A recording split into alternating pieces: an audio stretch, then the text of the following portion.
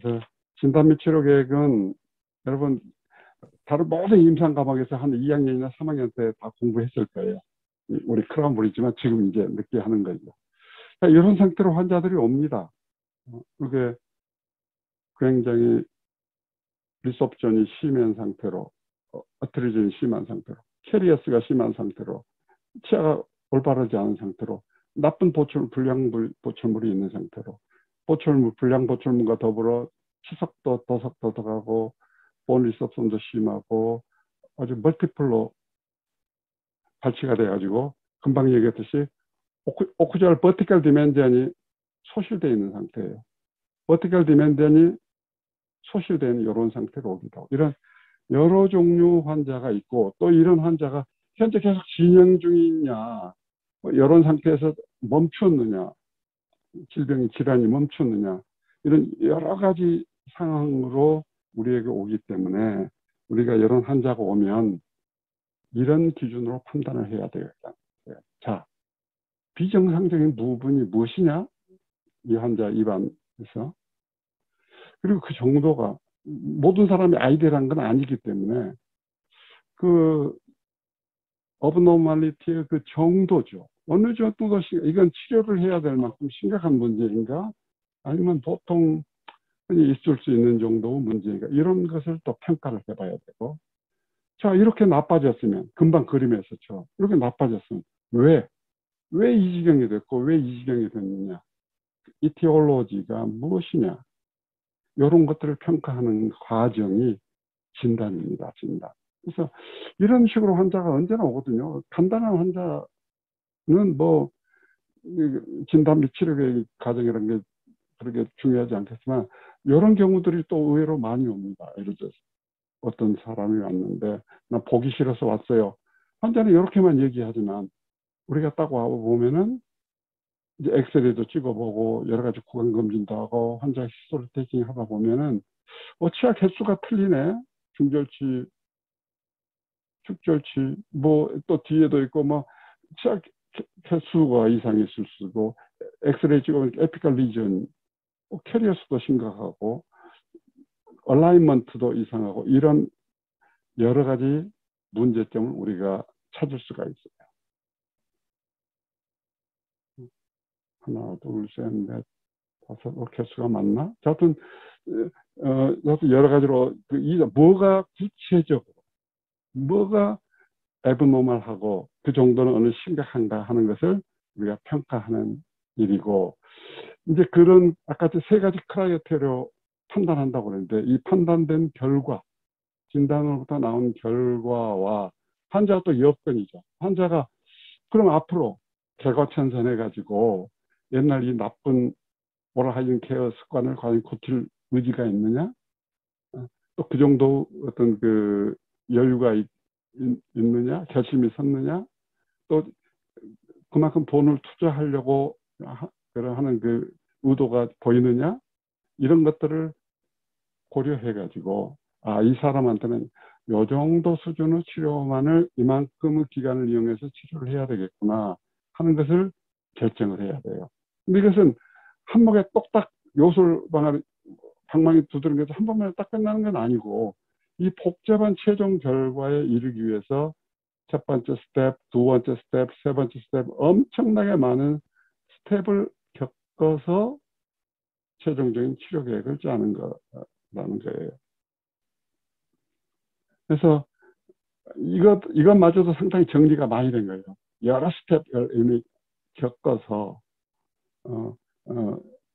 이 최종 보철 쓸치아를 잘 마무리하고 여기에다가 어떤 부분을 고정성 보철을 할 것인가, 어떤 부분은 서베이드 크라운을 만들 것인가, 또 나머지 부분은 어떻게 리무버블 혹은 임플란트를 할 것인가 이런 걸 결정하는 이런 과정들이라는 거죠. 그래서 이 스텝이라는 것은 진단 모형, 엑스레이, 환자 입안을 들여다보고 체크하는 거, 환자의 전신 건강 상태, 환자의 옛날 치과 치료 경력, 환자 컴플레인, 환자가 무엇을 제일 불편하게 생각하고 있는가, 이런 말을 통해서 정보를 얻는 거, 익스플로러로 하드 티슈를 전부 꾹꾹 눌러보는 거, 페리오 상태를 보는 거, 멜얼라이먼트 정도에 의한 교정치료 여부, 환자가 시간을 낼 수 있는가, 그리고 나하고 어떻게 어레인지를 잘 맞출 수 있는가, 이런, 뭐, 여기에다가 뭐, 이제 환자 어떤 그 치료받겠다는 그 태도와 그 덴탈 IQ, 어떤 경제력, 이런 것까지 물론 포함이 돼서 최종적인 판단을 하게 되는 것이죠. 자, 진단 및 치료 계획에서 제일 먼저 진단 과정에서 해야 될 일이 말을 통해서 환자와 술자, 의사 간에 서로 이제 대화를 통해서 정보를 얻는 것입니다. 그래서 그것을 히스토리 테이킹이라고 하는데요. 먼저 환자가 왜 치과에 왔는가, 칩 컴플레인을 들어야죠. 그것이 뭐가 불편해서, 잘 씹히지 않아서, 혹은 발음이 안 돼서, 혹은 뭐 사회생활 하는데 뭐 냄새가 나거나 피고름이 나와서, 심리적으로 뭐 이런 여러 가지 이유 때문에 환자가 오고, 가장 본인이 중요하다고 생각되는 얘기를 술자에게 얘기할 겁니다. 그러면 우리 술자는 그걸 물론 중요시하게 감안해야 되겠지만, 그거 외에도 전반적인 문제점을 한번 파악해 봐야 되고, 환자가 컴플레인하는 그 원인이 또 무엇인가, 이런 것들을 또 파악해 가지고 환자의 희망과 치과 의사가 판단하는 전문적인 견해와 이걸 컴바인해 가지고 서로 환자에게 적절한 치료 계획을 최종적으로 제시해 줘야 하는 것이죠. 그러기 위해서 이런 히스토리 테이킹이 첫 번째 필요하다. 두 번째는 이제 환자의 전신적인 건강을 우리가 확인해 봐야 됩니다.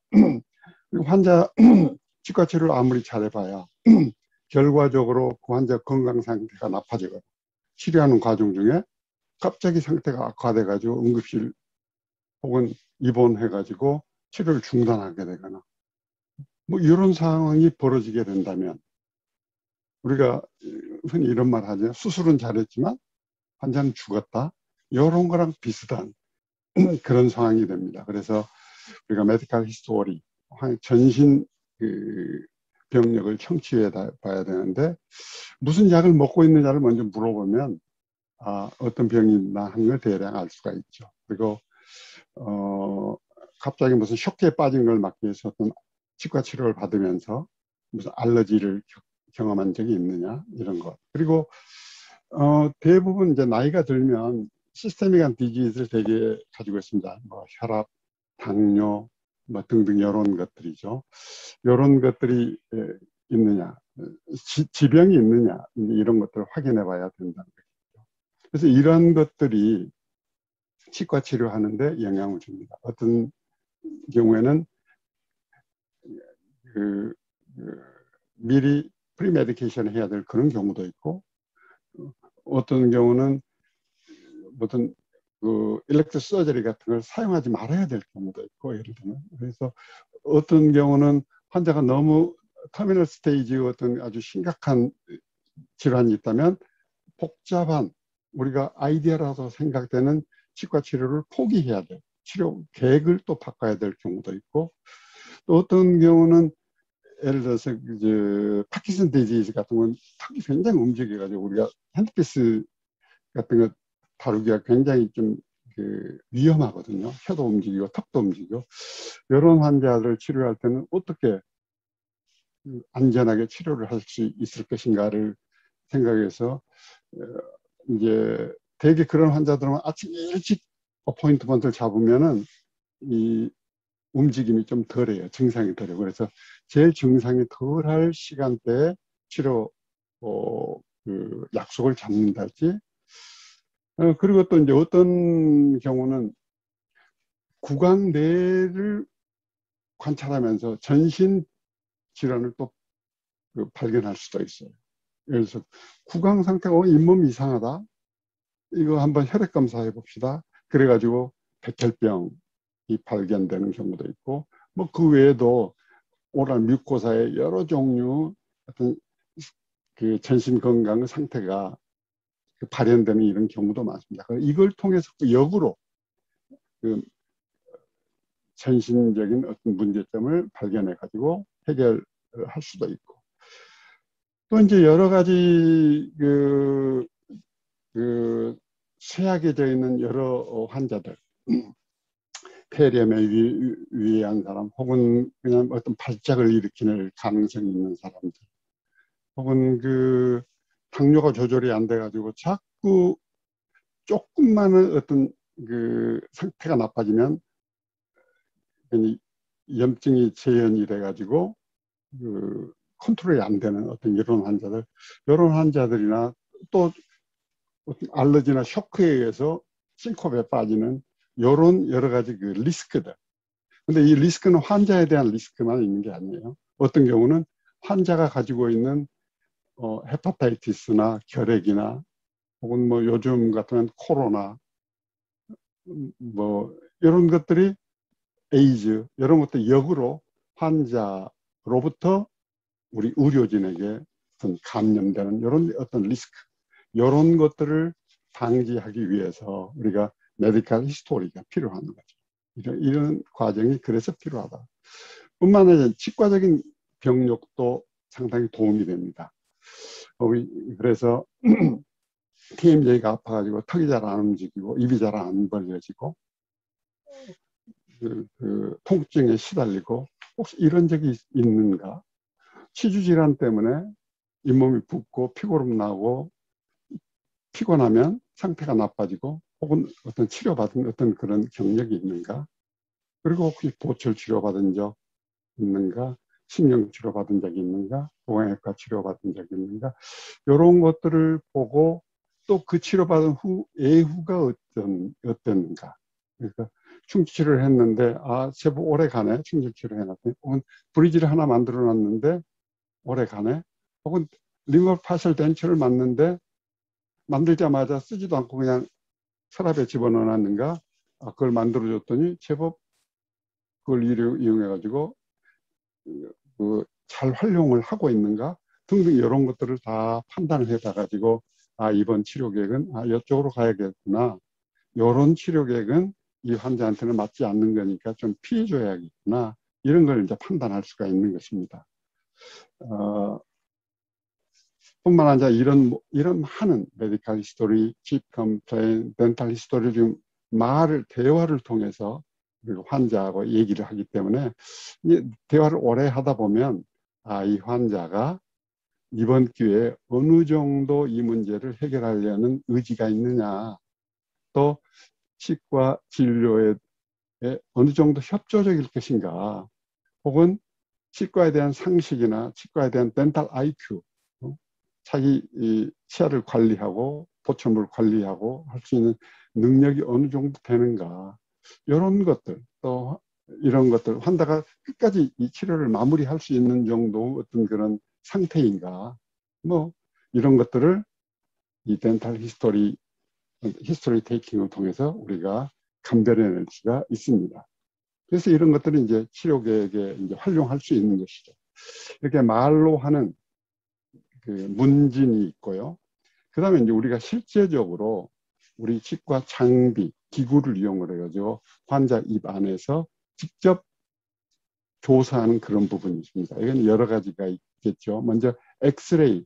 우리 치과는 하드 티슈이고, 하드 티슈가 소프트 티슈에 커버되어 있는, 그리고 하드 티슈 내부에 어떤 탈이 나는 이런 상황들이 많기 때문에 엑스레이가 아주 기본입니다. 우리 치과 치료에서는. 그래서 스탠다드 엑스레이와 파노라마 엑스레이를 이용을 하죠. 이런 내용들이 중요하지 않아서가 아니고 이미 여러분들이 다 알기 때문에 여러분 이런 것에 대해서는 내가 구체적으로 길게 설명은 하지 않겠습니다. 뭐 레디오 루센트가 뭔지, 레디오페가 뭐 이런 얘기는 굳이 할 필요가 없겠죠. 그리고 파노라마 엑스레이를 여러분 너무나 자주 사용했기 때문에 굳이 이것에 대해서도 뭐 따로 얘기할 필요가 없을 것 같아요. 그래서 뭐 일목요연하게 전체를 볼 수 있는 것이 파노라마다. 이건 뭐 예를 들어서 임플란트 개수, 뭐 어느 분이 보철이 됐다가 이 분은 보철이 됐다가 탈락이 된 지대치 투스프랩이 돼 있네. 이 분에 뭐 충치가 있네. 뭐 본 레벨이 어떻네.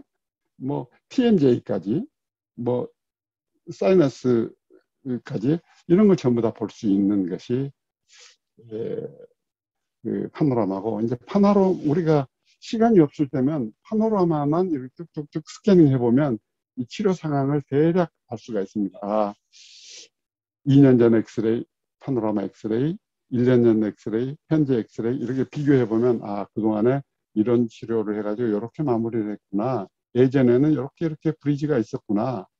뭐 예전에 본 레벨은 어쨌구나. 이런 것들을 알 수가 있죠. 아, 몇 년도 상황은 이것이고 현재 상황은 이것이다. 이렇게 전체적인 걸 파악하는 데는 파노라마 엑스레이가 간편하고 좋은데, 개개치아를 좀 자세히 보겠다. 개개치아를 하나 자세히 봐. 특히 페리에피칼 부분은 어떤 상황을 좀 자세히 보겠다 할 때는 역시 인트라오럴 엑스레이가 더 정보가 많습니다. 그래서 인트라오럴 엑스레이가 좀 하나하나 치아 하나하나당 필름을 집어넣어가지고 찍어 좀 귀찮기는 하지만 많은 정보가 있다. 예를 들자면 본 레벨, 알베올라 본 레벨을 파노라마보다는 더 개개치아에 대해 정확하게 알 수 있다. 이것이 바로 크라운 루트 레이쇼를 바로 결정하는 것이죠. 그다음에 퍼케이션 인볼브먼트 같은 걸 알 수 있어요. 퍼케이션까지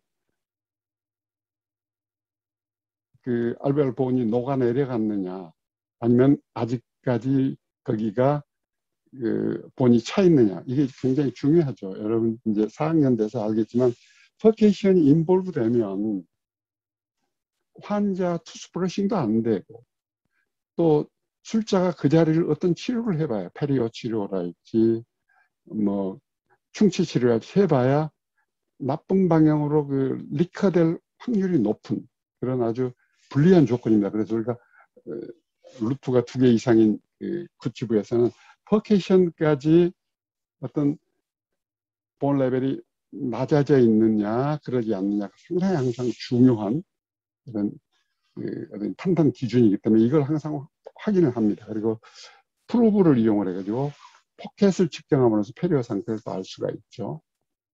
엑스레이를 통해서 또 간접적으로 페리오 상태를 알 수 있는데, 그 라미나 두라의 컨티뉴이티를 보면 페런탈 멤브레인의 건강도를 또 상대적으로 알 수 있습니다. 이것이 만성염증이 있으면 결국 본 덴시티가 떨어지죠. 코티컬 본 그 부분은 본 덴시티가 떨어져 가지고 라미나 두라라는 그 레디오 팩한 부분이 좀 발견하기 힘들어집니다. 그래서 이런 걸 가지고 우리가 페리오의 그 상태를 알 수가 있죠. 그다음에 이제 엑스레이를 통해서 뿌리의 모양, 개수, 리테인드 루트를 알 수가 있고, 에피칼 쪽에 리전이 있는가, 퀄리티, 퀀티티 전부 다 알 수 있죠. 본에 관한 한.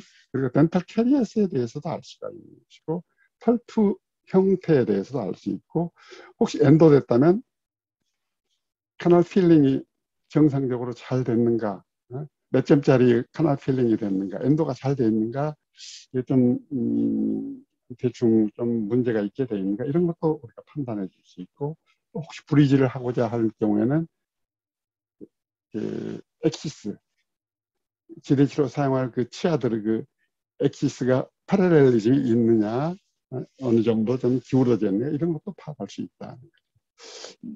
이렇게 스탠다드 엑스레이가 많은 정보를 줍니다. 엑시스도 보고, 아, 마진이 잘 맞는가? 이 마진이 잘 맞는가? 이런 것도 보고.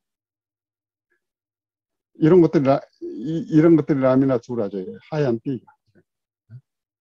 이 라미나 두라가 이런 것이 잘 유지되고 있는가? 안 됩니다. 뭐 이런 데는 조금 안 좋죠? 이제 이런 것들을 보세요.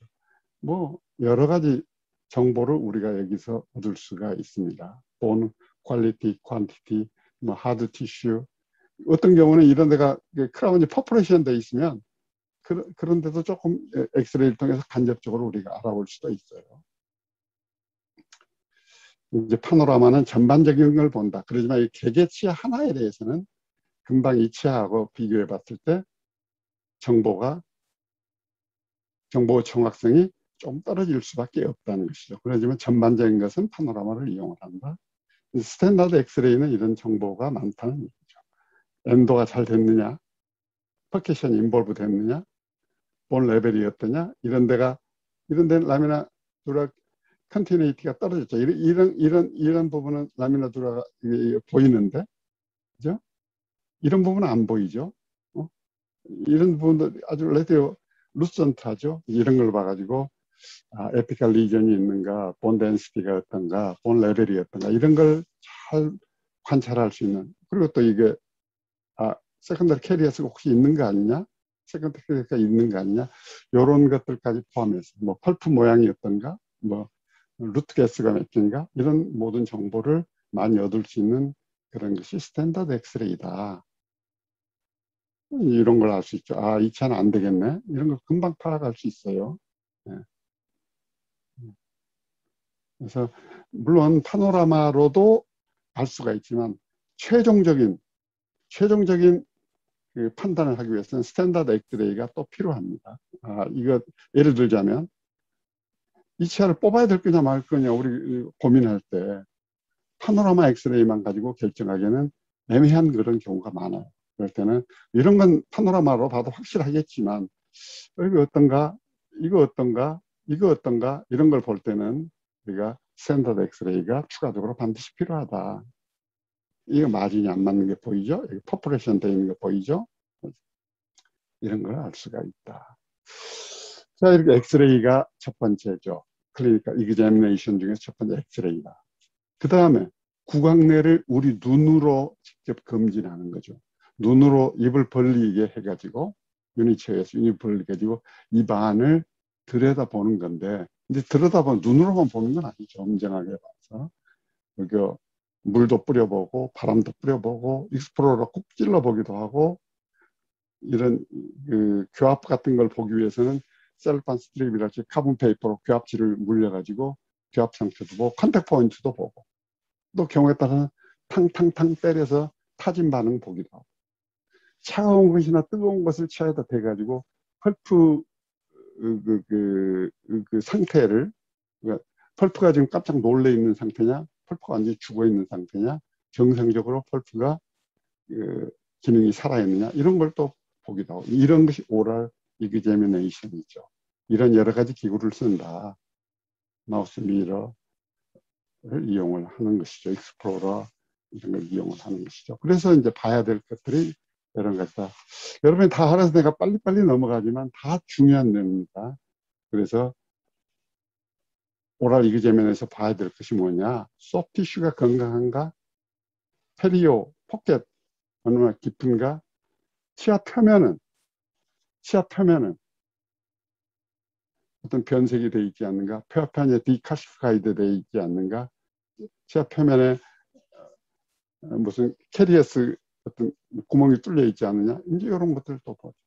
치아가 흔들리지 않느냐?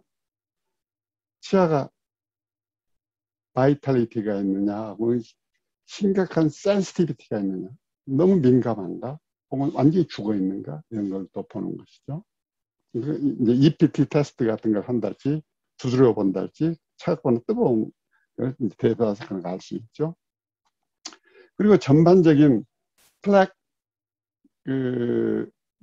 데포지션의 정도, 투스브러쉬의 상태, 상황, 치석이 빡빡 붙어 있는 사람들, 어떤 사람들은 치아가 서비칼이 다 브러싱을 잘못해가지고 서비칼 어브레이전 어트리션이 심한 사람들 이런 것들 오럴 하이진 케어 상태 또 캐리어스 인덱스 상태를 알 수가 있죠.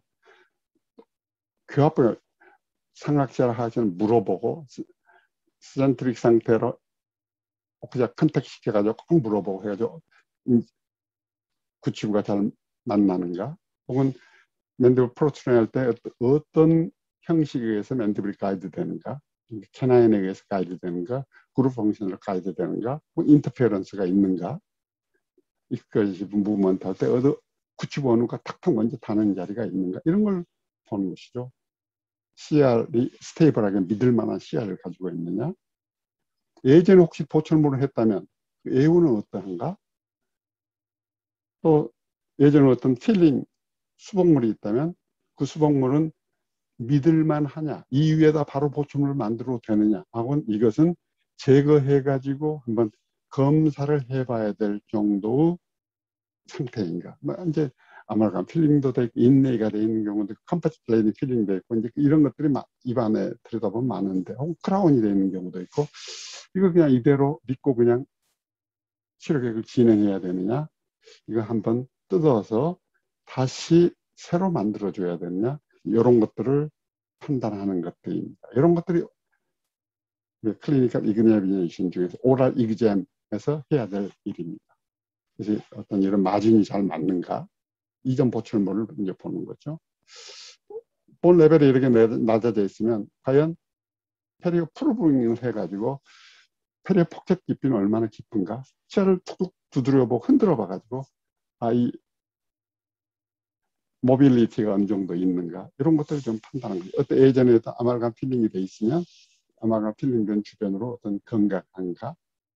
이런 것들을 보고 이 소프트 티슈 어떤 텍스처 같은 것, 건강도 같은 걸 보고 어떤 교합의 상태가 이 부분은 교합이 어떻게 물리는가? 이런 것들을 이 교합 같은 것 이런 것을 또 확인해 보고 이런 것들을 클리니컬 이그자미네이션을 통해서 하게 된다. 치아 모빌리티는 치아가 뼈하고 바로 붙어 있는 것이 아니고 페렌탈 리가멘트라는 중간에 개져져 있잖아요. 모든 치아는 움직입니다. 모든 치아는 이쪽 저쪽으로 움직이는데 정상 범주 내에 이게 존재해야지 이렇게 노멀한 within 노멀 리미트 안에 이런 게 존재해야지 어떤 범위를 벗어나면 안 된다. 특히 뭐 어떻게 좀 상대적이에요. 다른 모든 치아하고 견주어 봤을 때 어느 치아가 하나가 유난히 나쁘면 그걸 우리가 문제 삼는 것이죠. 전반적으로 나이가 들어가면서 혹은 전반적인 그 사람의 치주 어떤 그 컨디션에 따라서 전반적으로 다른 사람에 비해서 상대적으로 이것이 수치가 낮은 사람도 있고 수치가 조금 높은 사람도 있을 수가 있어요. 그러지만 어떤 그 조건 하에서 어느 유난하게 어느 한 치아나 두 치아가 유난하게 이 레벨이 다르다면 그 치아는 왜 그러는가 이제 문제시 될 수가 있으니까 그런 걸 특별하게 주의해서 관찰해야 됩니다. 그 다음에 이제 우리가 이제 그 보철이라는 것은 결국 TMJ가 정상 위치에 있다는 가정하에 상악치아와 하악치아의 교환면이 물리는 것. 이걸 그 기준으로 해가지고 보초물을 만드는 것입니다. 그러니까 벤처를 만들든 브리지를 만들든 크라운을 만들든 TMJ가 스테이블하게 항상 리프로듀서블하게 항상 스테이블한 포인트에 있다고 생각해요. 그러니까 오늘 아침의 TMJ CR 포지션이나 오늘 저녁의 TMJ CR 포지션이나 한 달 후, 1년 후, 5년 후 그 포지션이 똑같아야 되는데 오락가락 특히 치료받을 그 당시의 TMJ 상태가 센트릭 상태가 아니고 뭔가 뒤틀려진 상태라면 그런 상태에서 보초를 만들어주면 나중에 TMJ가 정상적으로 갔을 때 구강 내에서 보초물은 전혀 상악과 하악이 맞지 않게 됩니다. 이러기 때문에 TMJ가 중요해요. 근데 TMJ가 틀어지는 정상적인 CR 상태가 아니고 틀어지는 이유가 TMJ 디스펑션 때문에 그런 경우가 많죠. 머슬 스패슴이죠. 머슬 스패슴 쉽게 얘기하면.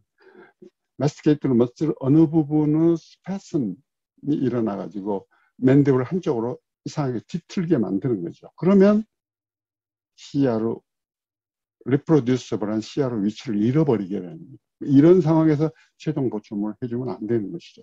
그래서 마스티케이트 머슬을 릴렉싱 시켜줘 가지고 정상적인 상황으로 만들어야 된다. 그래서 그런 상황인가 이런 걸 체크하기 위해서 우리가 TMJ 디스펑션이 있는가, 머슬이 마스티케이트 머슬이 긴장이 되어 있지 않는가, 정상적으로 펑션하고 있는가. 페이셜 프로파일이 이제, 이제, 이제, 이것이 이제 특히 TNJ 디스펑션 관련된 거라면 또 심리적으로 보충을 만들기 위해서는 그래서 페이셜 프로파일과 립 서포트 이런 걸 또 해줘야 돼요. 왜냐하면 우리가 립 서포트나 페이셜 프로파일을 미세하게 변경시켜 줄 수가 있어요. 근처에서 치아 배열, 또 그 웩스림 만들 때 그 웩스림의 위치, 버티컬 디멘전 이런 것에 의해서 변화가 있거든요. 픽스 브리지에서도 마찬가지예요. 버티컬 디멘전 혹은 그 페이셜 측, 특히 전치부에서 그 페이셜 측그 엔테리 가든스를 우리가 인클라인을 어느 정도를 우리가 조절할 수가 있거든요. 그래서 그런 것이 립 소프트나 페이셜 프로파일에 영향을 줄 수 있기 때문에 원래 이 사람의 그 안모에 대한 분석을 미리 해둬야 되고 혹시 이걸 어떤 식으로 좀 더 개선할 수가 있겠는가? 환자가 뭘 원하는가? 이런 것도 미리 조사를 해둬야 한다. 이런 것이 헤드 앤 넥에 대한 이그제미네이션입니다. 자, 이제 우리가 이제 클리니컬 이그제미네이션에서 엑스레이를 얘기했고 구강 내에서 하는 오랄 이그제미네이션, 그 다음에 헤드 앤 넥에 대한 이그제미네이션을 했어요. 아까 전부 설명했던 내용들입니다. 어떤 이런 메스케트 너스를 스패스미 있으면 정상적으로 맨디블 움직이면 이상하게 데비에이션 될 수가 있다는 거예요. 그 다음에 이제 아니구나. 큰 걸 따져야 되겠네요. 클리니컬 이기전. 그 다음에 이제 큰 걸로 따지면 세 번째가 진단 모형입니다.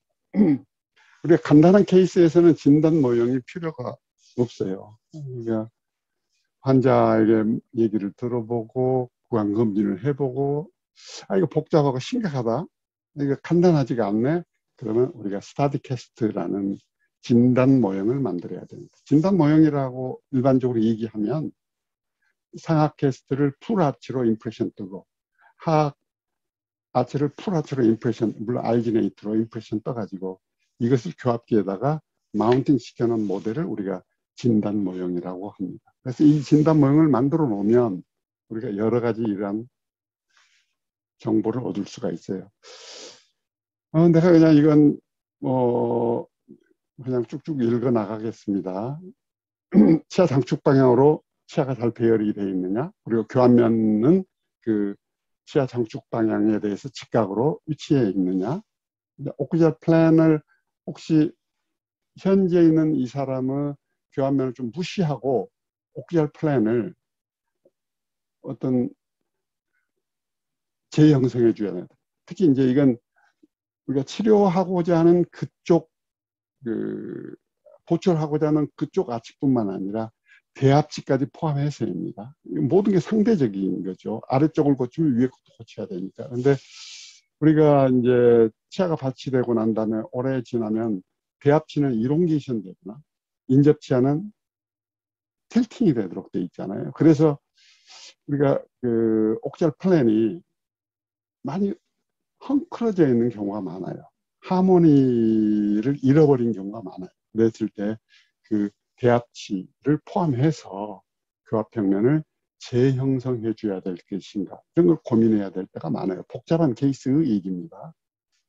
그 다음에 브리지에서 롱스팬 브리지에서 패서블 인서션이 어떻게 될 것이고 결국 삭제량이 어떻게 될 것인가, 이걸 우리가 가늠해 볼 수가 있어요. 그리고 교합기를 터졌다 열었다 탕탕탕탕 부딪혀보면 교합용 방향이 어디로 가는구나. 그리고 치료 계획을 연필로 이건 발치 갈뼈찍 긋고 이것과 이건 브리지 이렇게 표시를 해놓고 이것은 리얼 파셜 덴처 메타 프레임워크 디자인이나 이런 식으로 이제 거기다 치료 계획도 그리고 쓰고 뭐 이렇게 글자로 그리거나 그림을 그리거나 해가지고 치료 계획 거기다 직접 표시할 수도 있어요. 또 이제 이제 여기다가 진단 웩업, 다이고노스 웩업을 통해 가지고 어떤 파닉 같은 걸 배치해보고 전체적인 교합 평면도 배치해보고 이렇게 파닉 같은 것을 선택해가지고 한번 위치해볼 수도 있고 이런 여러 가지 기능이 있다. 그래서 이것이 진단 모양이거든요. 다이그노스틱 캐스트거든요. 이렇게 상하 캐스트, 하 캐스트를 마운팅 해놓고 필요하면 이렇게 한번 왁스업도 해보기도 하고 교합 평면이 맞는가도 보기도 하고 이제 그러는 거죠. 그래서 이제 이렇게 이제 비교적 간단한 경우는 필요 없지만 예를 들어 이런 복잡한 환자, 이 환자는 뭐 앞니도 조금 제 위치가 아닌 것 같고 이 자리도 다 깨져나가 있고 뭐 교합 평면 자체가 지금 좀 믿을 수가 없어요. 이제 이런 환자인 경우는 우리가 반드시 진단 모형을 만들어야 될 그런 케이스죠. 그래서 이제 요즘에는 또 사진 기록을 남겨놓는 것도 하나의 진단 과정 중에 하나 중요한 요인입니다. 왜냐하면 환자가 자꾸 예전 상황에 대해서 예전 나 이랬는데 요즘 왜 이래요? 자꾸 이렇게 물어보는 경우가 많아요. 그래서 예전 치료 전의 상태, 중간 상태, 최종 상태 이런 걸 남겨놔야지 혹시나 문제가 있을 때 객관적으로 어떤 증명이 되는 것이죠. 그리고 이제 심리적인 면을 가지고 우리가 환자가 토론할 때도 사진을 보면서 얘기하는 게 좋습니다. 현재 요런 어떤 심리적인 어떤 개선 상황이 있는데 이걸 이렇게 고치고 싶으냐? 이걸 요만큼 이렇게 어떻게 하고 싶으냐? 색깔을 어떻게 이렇게 하고 싶으냐? 투스 인클라인을 어떻게 하고 싶으냐? 이런 것들을 환자하고 상의할 때도 이게 그리고 최종적으로 완성되고 나면 이런 형태가 될 것이다 하는 걸 이게 보여주는 이런 용도로 포토그래프를 사용을 한다. 그래서 크게 이게 네 가지 카테고리로 이게 한다는 거죠. 포토그래프, 다이그노스 캐스트, 클리니컬 이그제미네이션, 맨 처음에 했던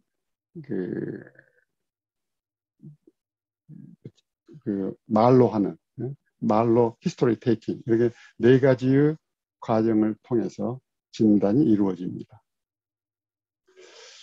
자, 그리고 이제 전반적인 치료를 시작하기 앞서서 우리가 왜 치료를 하느냐, 치과에서 왜 보철 치료를 하느냐, 보철 치료를 하는 목적이 무엇이냐 하는 걸 한번 알고 나서 그다음에 치료 쪽으로 넘어가겠습니다. 치료를 하는 목적은 진행 중인 질병을 치료하는 것이죠. 치과에서는 캐리어스하고 페리오 가장 큰 것이죠. 뭐 여러 가지 다른 것이 있을 수가 있어요. 뭐 TNJ 프로블렘 또 교정 문제 여러 가지 문제가 있을 수가 있지만 진행 중인 질병의 치료가 역시 중요한 치료 목적이다. 뿐만 아니라 이런 어떤 텐던시가 있는 구강 상황이라면 우리가 치료한 다음에 그냥 방치하면 그 질환이 또 그 옆에 치아에서 또 발생할 것이고 치료한 그 치아에서도 다시 재발된 리커할 수가 있기 때문에 이런 상황을 예방할 수 있을 것인가 예방의 목적이 있어요. 그 다음에 이런 질병의 관점이 있고 또 하나는 기능 회복이에요. 우리 치과 보철은 특히 기능 회복이 중요하죠. 그러니까 마스티케이션, 스피치 이런 어떤 기능을 잘 할 수 있는, 잘 씹어 먹을 수 있는, 잘 발음할 수 있는 이런 상태로 회복해 줄 수가 있어요. 또한 심미죠. 전치부 보철하는 또 다른 중요한 목적은 정상적인 원래의 상태로 회복시키는 거예요. 이가 하나 빠지면, 이가 몇 개가 빠지면 얼굴 안보 자체가 확 변하기 때문에 이 기능, 심미, 질병 이러한 문제를 해결하는 것이 우리 보철 치료의 목적이다. 자, 그러면은 이제 우리가 진단 과정이 끝났어요. 이제 치료 순서를 정해야 되는데 치료를 이제 무엇부터 시작해야 되냐. 동시에 하루에 모든 문제를 해결할 수는 없는 일이잖아요. 그래서 한 가지 순서를 정해가면서 치료를 해야 되는데, 제일 먼저 해야 될 것이 증상이 치료입니다. 이가 아프다. 안 아프게 해줘야 되죠. 이가 뭐 씹히지 않고 흔들거리고 피가 나, 피고름이 나온다. 그 문제부터 해결해야 되죠. 혹은 뭐 충치가 있어가지고 뭐 냄새가 심각하다. 이에 막 뭐가 낀다. 그럼 그런 문제를 증상을 먼저 치료하는 것이 있습니다. 증상 치료는 여러 가지 것이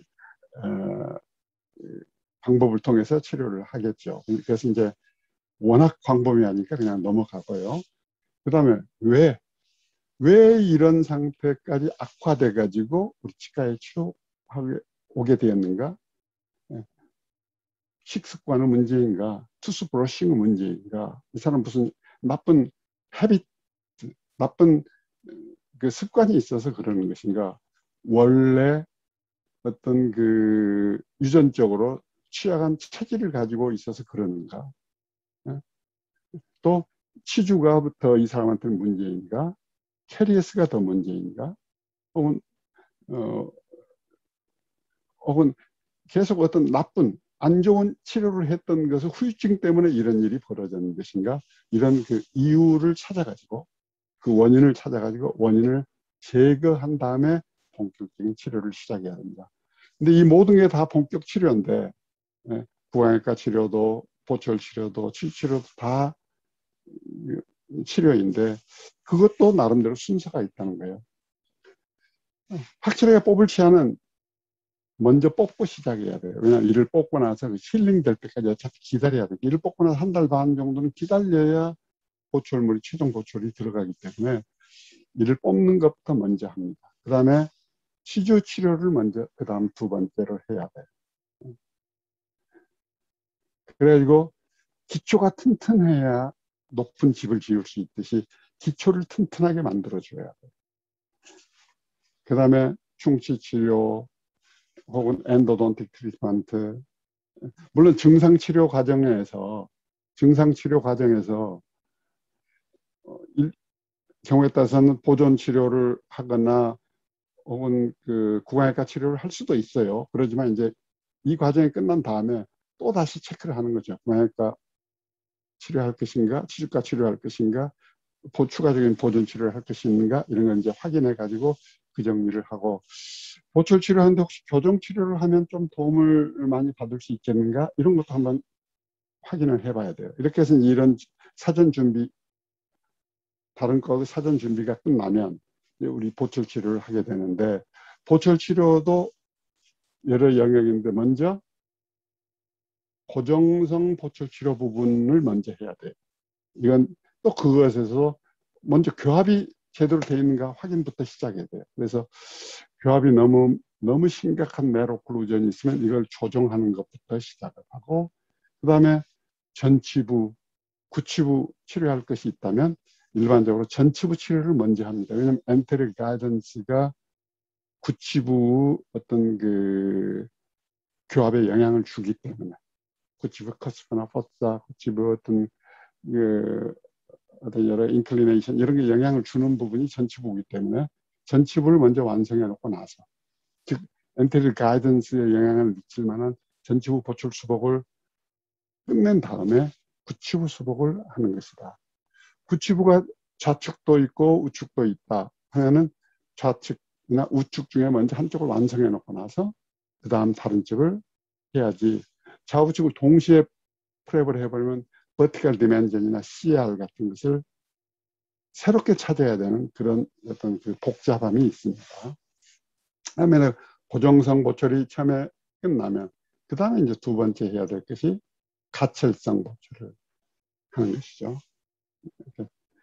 그러니까 가철성 보철을 예를 들면 리버 파셜 덴처를 한다 하더라도 먼저 서베이드 크라운 같은 걸 먼저 몇 개 만들어줘야 되잖아요. 그러니까 고정성 보철이 먼저 하는 것이고, 그 다음에 가철성 보철을 한다.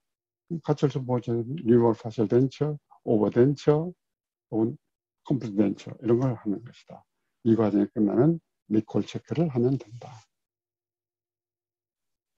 그래서 이제 이런 상태로 오죠. 환자가 아프다 하면 안 아프게 만들어주고, 그 다음에 이제 루트레스트가 혹시 있다? 외과적인 치료를 먼저 하는 거죠. 루트레스를 발치를 하고, 뭐 충치가 있네, 이 자리에. 그래서 이거, 엔도 해야 되겠네. 그럼 충치가 너무 심해가지고 이거 엔도 해야 되겠네. 엔도. 뭐 어떤 데는 그냥 하나 필링만 해가지고 충치 제거하고 레진 필링만 해가지고 될 것 같으면 이거 레진 필링만 해가지고 되겠네 하면 레진 필링만 하고 이제 이런 식으로 하고 이 과정 중에 페리오 치료, 교정 치료 이런 것도 다 해서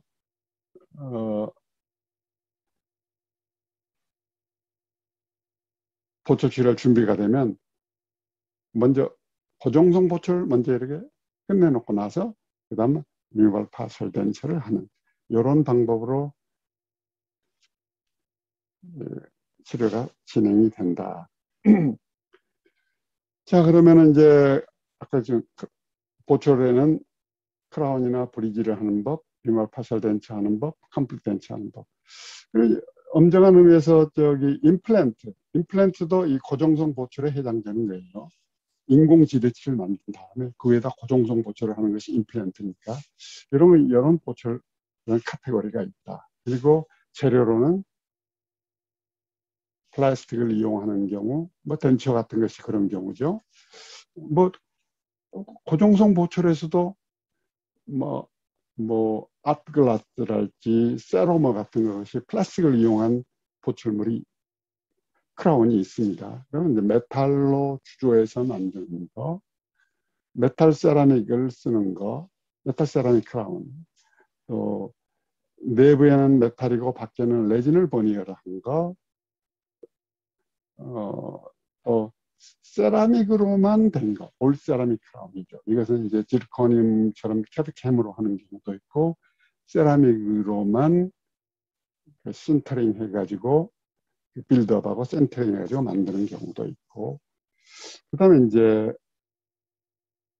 어드히전 브릿지 혹은 레진 리테인드 브릿지, 메릴랜드 브릿지라고 불리우는 또 그런 그 접착성 그런 보철물도 있습니다. 이런 여러 종류 카테고리 이미 여러분 많이 배웠고 앞으로도 좀 추가해서 좀 더 앞으로 이런 것 같은 건 추가해서 나중에 배울 거예요. 그래서 이제까지 이런 전부 진단을 했고 최종적으로 어떻게 치료해야 되겠다 하는 결론이 서면 최종적으로 환자에게 치료 계획을 프레젠테이션 해야 됩니다. 나는 이렇게 치료하고 싶다. 이렇게 치료하는 안이 좋겠다. 이것이 설계사가 건축주한테 이 건물을 이렇게 지을 예정입니다 하고 제안하는 것하고 똑같아요. 그래서 이 환자의 그 치료 동의율이 높아질수록 유능한 의사이죠. 건축가가 제안을 했는데 건축주가 아이고 마음에 안 든다고 나 다른 설계자한테 건축사한테 나 가야겠다고 이러면 그 유능한 건축사가 아니듯이 치과 의사도 환자에게 어필할 수 있는 환자가 이건 진짜 내가 필요한 일이네 이렇게 치료해야 되겠네 하는 생각이 들도록 좋은 트리트먼트 플랜을 프레젠테이션 해야 됩니다. 그래서 여기에 포함되어야 될 내용들은 이러한 것들이다. 최종적으로 어떤 치료를 할 것인가. 그러니까 이런 치료를 할 것인가, 이런 치료를 할 것인가, 이런 치료를 할 것인가. 최종적인 파이널한 트리트먼트 고울을 설명하는 거예요. 최종적으로 이렇게 해서 이렇게 마무리할 예정이다. 제1화는 이것이고 제2화는 이것이고 제3화는 이것이다. 그랬을 때 내원은 몇 번 할 것이고 비용은 얼마 들 것이고 이 1화의 치료 범위와 치료 한계는 어디 것이고 1안으로 했을 때 심미성은 어느 정도 설치할 수 있고 2안으로 했을 때는 어느 정도 치료를 하는 것이고 어떤 한계가 있고 어떤 장단점이 있고 심미적으로는 어떤 장단점이 있고 세 번째 안으로 했을 때는 또 어떤 내원 횟수, 비용, 치료 범위, 심미성이 어떻게 변화되는가 이런 것들을 프레젠테이션 하는 것이고, 뿐만 아니라 1안으로 했을 때, 2안으로 했을 때, 3안으로 했을 때 수명은 또 어떤 차이가 날 것인가, 이런 것들을 환자에게 설명을 해가지고 환자가 이 의사가 나에 대해서 너무나 잘 이해하고 있고, 다양한 치료 옵션을 다 잘 파악하고 있고, 그래서 나에게 제일 필요한 옵션을 간략하게 몇 개를 잘 내가 이해하기 쉽게 잘 설명해 주네. 이런 생각이 들도록 만들어야 돼요. 그래야 그 병원이 놀지 않고 열심히 가동이 될 수 있게 만들 수 있는 거죠. 그래서 이제 이러한 것들이 여러분이 치과의사를 하면서 계속 스스로 트레이닝 해야 될 내용들.